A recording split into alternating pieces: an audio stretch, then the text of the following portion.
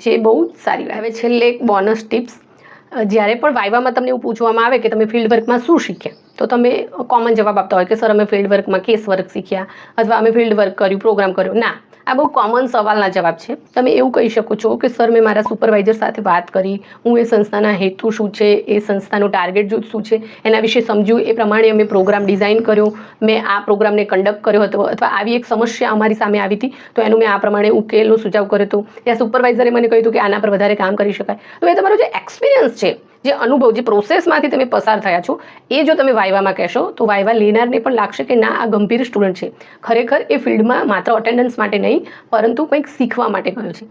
અને ઉપરના તમારા 3 સવાલ જો મજબૂત રીતે તમે પૂછ્યા હશે અને એ શીખ્યા હશો, ઓબ્ઝર્વ કરીને લખ્યું હશે, તો તમારું એ ક્લિયર હશે કે તમે કઈ સંસ્થામાં શેના માટે કામ કર્યું, કયા ટાર્ગેટ જૂથ માટે કામ કર્યું, કઈ સમસ્યા પર કામ કર્યું અને એનો ઉકેલ તમે શું આપી શકો છો.